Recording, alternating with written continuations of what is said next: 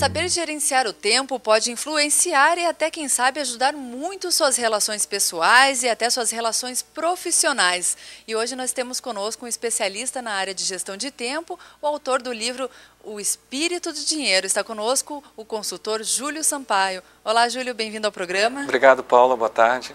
Obrigada a você. Queria mostrar primeiro o livro, O Espírito do Dinheiro, uma excelente opção de leitura, escrita pelo Júlio, uma abordagem diferente para essa questão financeira que todos nós já conhecemos. O Júlio, nosso entrevistado de hoje, é mestre em Organizações e Desenvolvimento, possui especialização nas áreas de Marketing e Administração, é graduado em Comunicação Social, como executivo atuou na direção e na gestão comercial de renomadas empresas, atuou também como consultor, prestando serviço para diversas organizações. Hoje é diretor da Resultado Consultoria de Marketing e Vendas. Júlio, essa questão da gestão do tempo é algo bem atual, algo recente que vem sendo tratado pelas empresas. Como a gestão do tempo pode nos ajudar no dia a dia? Paulo, você tem razão, esse é um assunto super factual, né? Se você lembrar algum tempo atrás, a gente vivia uma situação inversa, né? Existiam os passatempos, né? As pessoas se preocupavam em como passar o tempo. E hoje o que existe é justamente o contrário, né? A sensação que a maior parte das pessoas tem é de falta de tempo, né? Ou de tempo insuficiente para fazer tudo aquilo que precisa ser feito, né? De certa maneira, é uma das contradições da modernidade. Né? Algum tempo atrás havia uma promessa de que a tecnologia, de que os tempos modernos iriam trazer, por exemplo, mais tempo para o ser humano, né? Mais tempo para a ociosidade, mais tempo para o ócio criativo, né? Como é um dos livros do Domênico de Masi.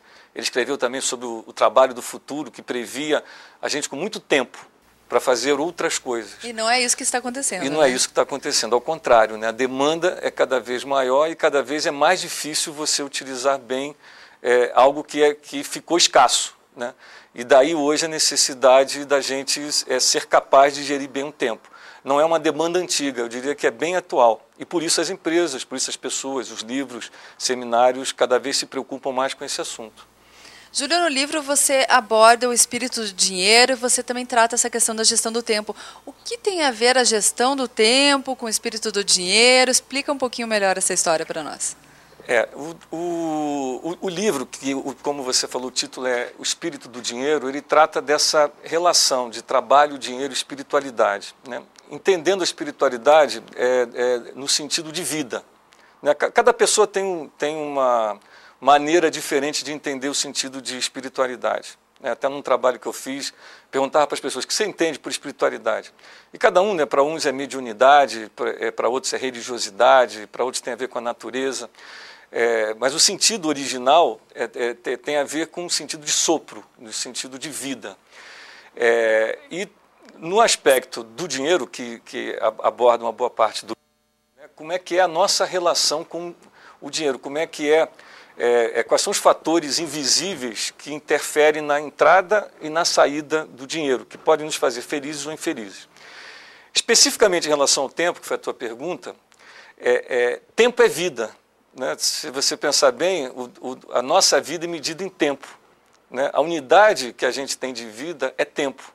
Então, não dá para a gente pensar em gerir bem o tempo se a gente não fizer, por exemplo, uma reflexão antes sobre a própria vida, sobre como é que a gente entende a vida e como a gente quer utilizar a vida que a gente recebeu, né? Traduzido em forma de tempo. Bacana. Júlio, alguns problemas podem ser causados pela falta de organização, pela essa falta de gestão do tempo. Quais seriam os principais problemas causados pela essa falta de organização? Tá. Paulo, você permite só voltar um pontinho antes de chegar nesse ponto dos problemas? Claro. É que me ocorreu, nós estamos falando no sentido da vida, né? Sim. Nós temos, por exemplo, a medicina, a biologia, estuda a forma, a nossa composição, através da anatomia e até as nossas funções, né? A fisiologia. Mas nós não temos um estudo de missiologia, né? Que seria o sentido da missão, estudar a missão do ser humano. Isso acaba afeta a filosofia, a religião, a quem reflete sobre isso. Mas, na realidade, como é que a gente entende que é a nossa vida? Eu gosto muito de uma definição de missão, presente no dicionário hindu, que até cito no livro, que é a questão de... a missão é a ordem do Criador emitida no momento da criação. Né? Ou seja, o porquê que alguma coisa existe. Por que você existe? Por que eu existo? Né? A gente existe para alguma missão, a gente existe para cumprir alguma coisa. Deve existir uma missão geral do ser humano e uma missão geral específica nossa. Como é que a gente vai utilizar esse nosso tempo? Nós temos o mesmo tempo, todo mundo tem 24 horas. Dentro desse tempo nós temos funções a cumprir, traduzidos nos papéis. Todos nós temos vários papéis. Vários, né? Cada vez mais. Cada vez mais. Né? Quer dizer, a gente pode classificar de diferentes maneiras, mas, por exemplo, a gente tem o nosso papel profissional, né? que hoje ocupa a maior parte do tempo da maior parte das pessoas. Em algum momento da vida é natural que ocupe mesmo, mas que não é o único. Né? A gente tem um papel familiar, que é diferente, por exemplo, do papel conjugal. São duas coisas diferentes que dá muito problema quando eles são confundidos, e é muito fácil isso acontecer. A gente tem um papel pessoal, a gente tem, para quem tem uma religião, um trabalho comunitário, tem um papel transcendental, por exemplo. Então, um dos primeiros aspectos para quem não lida bem com isso é um completo desequilíbrio entre esses papéis. E esse é o grande desafio, né? E aí, pensando até no sentido de vida, antes de entrar até no aspecto só profissional. Pensando no sentido de vida, todo mundo tem 24 horas, nós temos esses papéis para poder equilibrar, e o grande desafio é esse, como é que a gente equilibra esses papéis? Porque não basta, por exemplo, você ser muito bem sucedido num deles, por exemplo, no aspecto profissional, se você deixa qualquer outro dos pratos, né, fazendo uma imagem do equilibrista, se você deixar qualquer daqueles pratos, dos outros pratos cair, o preço pode ser muito, muito alto. Né? Você talvez conheça, eu conheço algumas pessoas que, por exemplo, foram muito bem sucedidas naquilo que se propuseram, né? E em determinado momento se descobriram sozinhas, se descobriram sem o entorno, sem a família, ou sem os amigos, ou sem outros valores que também eram importantes. Então, o grande desafio é equilibrar isso tudo. E talvez seja melhor, às vezes, a gente não tirar 10 em nada, mas tirar um 8 e 9 em cada um desses papéis, para que a gente possa efetivamente cumprir a nossa missão de vida. Então, eu diria, um primeiro problema que realmente qualquer pessoa que não consegue gerir bem isso, é acabar deixando um desses pratos cair, e aí, como eu falei, o preço é alto e certamente não vale a pena. Certamente isso custa a felicidade de algumas pessoas em certos momentos, né? Exatamente. E o equilíbrio é sempre o mais difícil, né? De repente não é tão fácil. Se você se propuser fazer uma única coisa, talvez não seja tão fácil, tão difícil assim, melhor falando. Mas é difícil você equilibrar as coisas, você conseguir equilibrar o papel familiar com o conjugal, com o profissional, com o pessoal, com o transcendental, como eu falei, com o aprendizado que você precisa ter no dia a dia.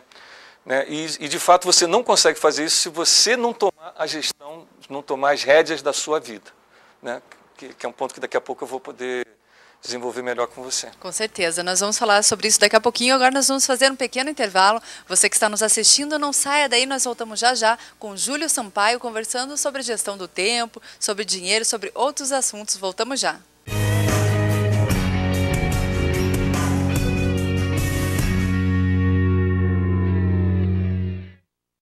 Liderança não é uma coisa que se herda, mas se conquista.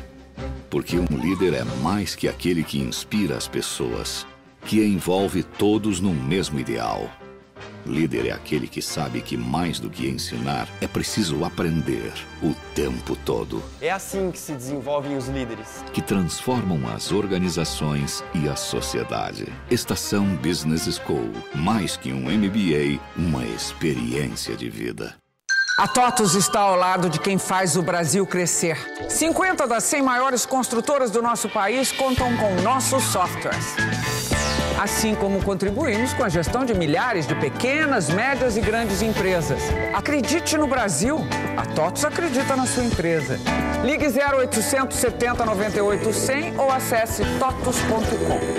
TOTUS, igual, sendo sempre diferente.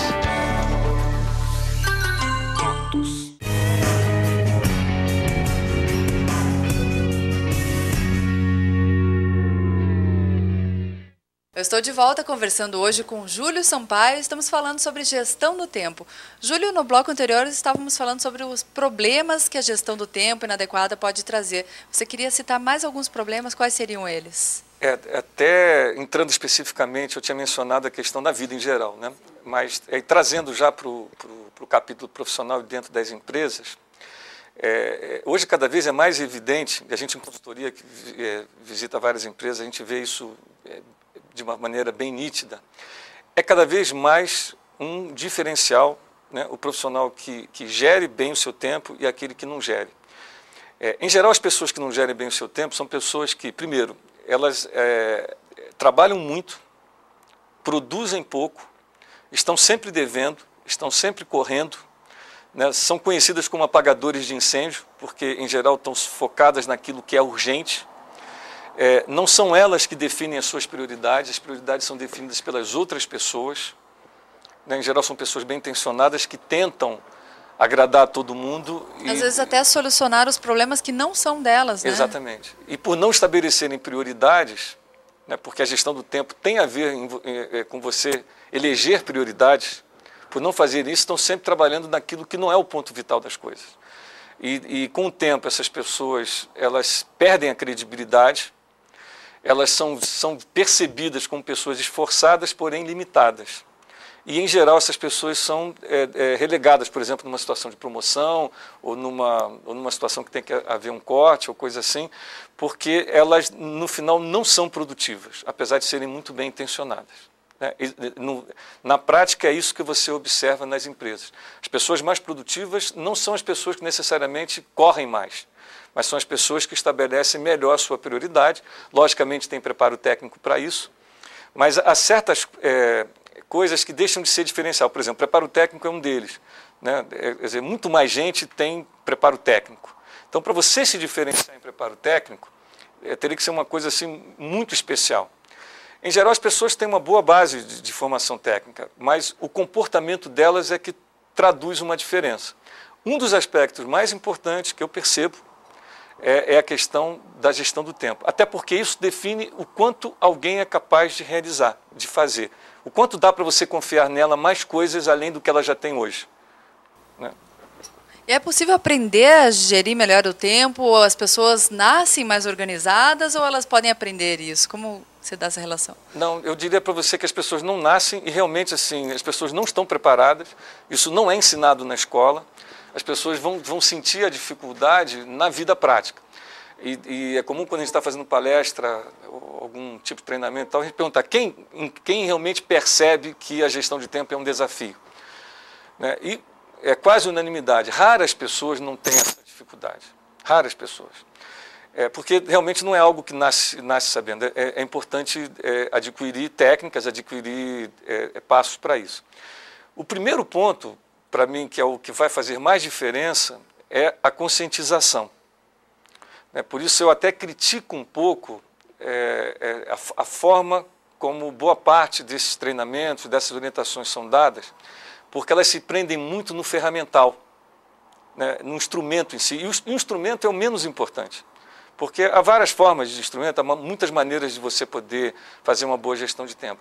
Mas o primeiro ponto é a conscientização, do quanto ela vai precisar se esforçar, porque isso envolve adquirir novos hábitos. A maior parte das coisas que a gente faz por hábito. A gente faz já dentro de uma rotina, dentro de um ritual. Padrões estabelecidos não é algo fácil. É difícil. Então a pessoa tem que ter muita vontade, tem que ter muita conscientização para poder fazer isso. A partir disso, entendendo que a gente não está falando só de trabalho, porque as pessoas não são diferentes, você não é uma pessoa no trabalho, outra pessoa na sua casa, outra pessoa com seus amigos, você é uma pessoa. Né? Se você não conseguir gerir a sua vida, não vai ser no trabalho que você vai conseguir ser uma boa gestora. Né? É uma coisa que precisa ser incorporada pela pessoa como um todo, que vai se refletir na sua vida em diversos campos, nos diversos papéis, inclusive na parte profissional. Querer instrumentalizar apenas o trabalho é um esforço inócuo, porque a pessoa ela consegue um tempo, mas ela não consegue incorporar depois num sentido mais amplo. Então, eu diria, o primeiro passo é a conscientização. O segundo passo é o quanto que é importante o planejamento. Porque é no planejamento que você faz as escolhas. É no planejamento que você define as prioridades. Dizem que na vida tem duas coisas que não se consegue fugir, né? Uma delas é a morte, né? E a outra é de fazer escolhas, né? A todo momento, né? A todo momento. Mesmo quando a gente não faz escolha, a gente já fez uma escolha, né? Que é não fazer escolha. E quando a gente não faz essa escolha, outras pessoas farão para a gente. Então, se nós não fizermos as escolhas de como nós vamos utilizar o nosso tempo, e começa pensando, qual é o tempo que eu tenho, né? O que eu tenho de estoque de tempo, o que é vida, como é que eu vou utilizar, o que para mim é importante. Não é que seja importante para as outras pessoas, precisa ser importante para mim, porque eu estou definindo o que é importante. Se eu não fizer essas perguntas e não começar esse processo de planejamento, que vai terminar num plano de ação, que não deve ser nunca 100% do tempo, porque senão você fica engessado, mas que deve ser uma parte representativa, né, da nossa vida, quais são as escolhas que nós estamos fazendo, como é que a gente quer que essa unidade de vida seja empregada. Daí a importância daquilo que eu falei no início, da gente pensar o que a gente quer da nossa vida, o que para nós é sucesso, o que é o verdadeiro sucesso. Não é você ser bem-sucedido num campo e você não ser em outros. O que para cada pessoa é sucesso? Não tem uma fórmula única. Então passa por uma reflexão e passa pelo planejamento, por fazer escolhas. Eu conheci um presidente de uma organização que na época, quando eu era muito jovem, quando eu soube disso, eu não entendi. Mas ele vinha do Japão com uma certa regularidade, 6 meses, digamos assim, e cada vez que ele chegava, a primeira coisa que ele fazia era abrir a agenda e marcar os dias que ele ia jogar golfe. Eu, na época, fiquei pensando, poxa, mas uma pessoa com tanta coisa para fazer, com tanta demanda que tem, tanta gente precisando falar, resolver assuntos, e o que ele marca primeiro é o golfe. Né? Senão não sobra tempo, né, provavelmente. Exatamente. E foi com o tempo eu percebi. Né? O golfe era importante para ele, não era importante para ninguém.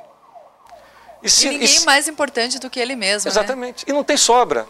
É que nem poupança. Né? Se você deixar para fazer quando sobrar, o que você vai descobrir? Né? Que você deixar para poupar, para investir? Que não tem sobra. Né? Você tem que tomar a decisão. A mesma coisa se aplica nas coisas que para nós são importantes. O que para nós é importante? Então, se para você é importante fazer, por exemplo, ginástica, se você não colocar na agenda, você não vai fazer, se você não estabelecer isso como prioridade, porque não é importante para mais ninguém, talvez. Ou um curso, ou um casal sair uma vez por semana, o casal, não a família, o casal. Né? Daí alguém pergunta assim, pô, você vai colocar na agenda sair com a sua mulher para ir ao cinema?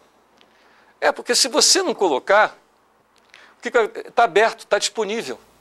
Outra pessoa vai lá e toma o Outra tempo. pessoa vai e toma. Você é levado a não poder dizer não, e quando você vê, você está com o teu tempo todo tomado por coisas importantes para os outros, que não necessariamente traduzem a sua prioridade. Não foram as escolhas que você fez.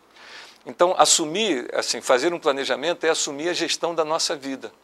É fazer as escolhas que para nós são importantes. Né? E disso não dá para fugir se a gente quer ter uma boa gestão da vida. Ou nós vamos deixar que o aleatório conduza a gente. Não podemos fazer isso. Precisamos ser os donos da nossa vida, tomar o rumo da vida e ter foco, né? Nós vamos conversar mais sobre a gestão do tempo, esse assunto que está interessantíssimo hoje com o consultor Júlio Sampaio. Você que está nos assistindo, não saia daí, é só um minutinho.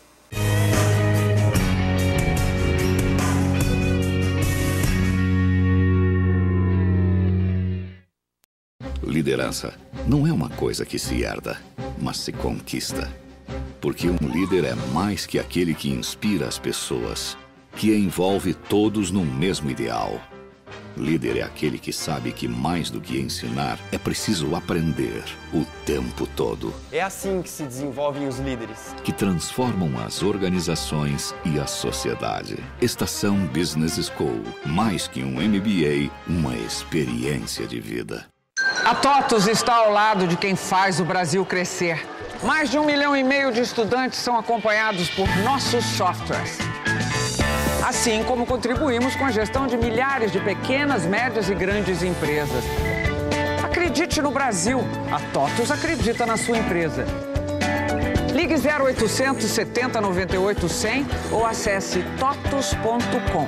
Totus, igual, sendo sempre diferente. Totus.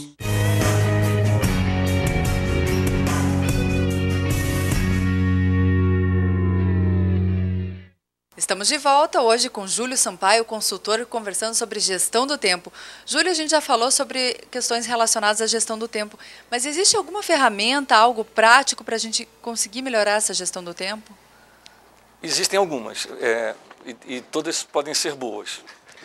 Nós até no livro a gente sugere aí uma metodologia, né, que não é complicada, pode ser feito com Excel, pode ser feito com outras coisas simples também. Às vezes uma agenda já ajuda? Uma agenda é fundamental. Resumindo, eu estava falando sobre a questão da conscientização, né, e do planejamento. No planejamento você define o que é importante. Define uma parte do tempo. Né? Por exemplo, na ferramenta que a gente sugere, trabalha e tem no livro bem descritivo, por exemplo, você vai planejar um tempo que equivale a 50%, 60% do seu tempo. É importante, aquilo que você está programando. Uma parte do tempo você vai destinar, por exemplo, para aquilo que está acontecendo, para aquilo que está, naquele momento, ganhou uma importância momentânea, né, temporária. E sempre vão acontecer os urgentes, porque quanto mais você planejar, menos urgente você vai ter, embora sempre vai existir. O que a gente não pode ficar é ser aquela pessoa que só trabalha na esfera do urgente. Né? E quem não trabalha no importante ou no factual com planejamento acaba caindo nisso. Né? Um exemplo que eu gosto de dar assim no cotidiano, né, por exemplo, é o diálogo com os filhos. Você pode estar trabalhando e o seu filho querer falar com você, e naquele momento não é urgente, mas é importante. Existe uma diferença bem grande entre urgente e importante. Importante, exatamente. Se você não tratar aquilo que é importante, um dia ele vai se tornar urgente. Aí você vai ter que parar tudo para poder cuidar. Então, até no livro 7 Hábitos das Pessoas Eficazes, né, o Stephen Covey sugere uma matriz entre o urgente e o importante. Nem tudo aquilo que é urgente é de fato importante. Né? Muitas vezes é decorrência do que não foi tratado no momento que precisaria ser tratado. Mas onde existe maior risco é justamente naquilo que não é urgente, porque ninguém vai te cobrar, mas é importante. O planejamento, ele te ajuda nisso. Você trazer isso para o dia a dia, e uma outra, por exemplo, a agenda é fundamental, você planejar o teu tempo, utilizar, qualquer que seja ela, pode ser no papel, pode ser numa planilha eletrônica, seja lá o que for, no Outlook. E uma terceira ferramenta que também é importante e interessante é um timesheet simples, em que você registra ali as principais categorias de como você quer ver o teu tempo que foi utilizado. Então, por exemplo, se a gente pensar em papéis, você pode colocar cada papel ali, ó, quanto tempo do meu dia ou da semana eu ocupei em papel familiar, conjugal, profissional e tal. Se for na parte profissional, quanto tempo eu vou utilizar, eu utilizei fazendo reuniões, estando com clientes internamente ou no trânsito, enfim, nas categorias de tempo que eu utilizo. Você seguindo um padrão, simplesmente você marcando horas ou meia horas, no final você consegue perceber aonde está indo o seu tempo. É como você gostaria de estar utilizando? Ele está rendendo ou não está rendendo? Tempo e dinheiro tem muitas coisas em comum. Né? Uma delas é essa, quer dizer, tem Muita tempo... gente diz que tempo é dinheiro. Tempo, né? É dinheiro, exatamente. Tem tempo que rende e tem tempo que não rende. Tem dinheiro que rende e tem dinheiro que não rende. A gente acompanhar como ele foi utilizado é um primeiro passo para a gente ir se monitorando. Né? A gente não melhora aquilo que a gente não mede, aquilo que a gente não gerencia. Né? Diz aí uma premissa aí da própria gestão. Né? Então, existem ferramentas, sim, não são complicadas. As mais simples são o planejamento de tempo, né? A gente chama de time planning. É um nome bonito, mas na prática o objetivo final é esse, não importa se é de um jeito ou de outro. A execução propriamente, o trabalho com a agenda e também o timesheet, que é como você utilizou o tempo, o acompanhamento disso. São coisas simples, mas o mais importante, volto a dizer, é a conscientização. É a vontade de fazer uma boa gestão de tempo. É não ficar entregue, né, ao aleatório, à vontade dos outros. Isso é que vai fazer diferença. Júlio, uma curiosidade, existem diferenças entre os sexos, homens ou mulheres? Quem gerencia melhor o seu tempo? Existe essa diferença? É uma pergunta difícil. Acho que qualquer generalização pode ser perigosa, né? Eu diria que, em tese, as mulheres tendem, por serem mais intuitivas, mais perceptivas, né, e já terem que se acostumar a viver vários papéis, né, principalmente a partir de um determinado momento, em casa, trabalho, filho, marido, chefe, enfim. As mulheres acho que enfrentam melhor o momento que a gente está vivendo hoje.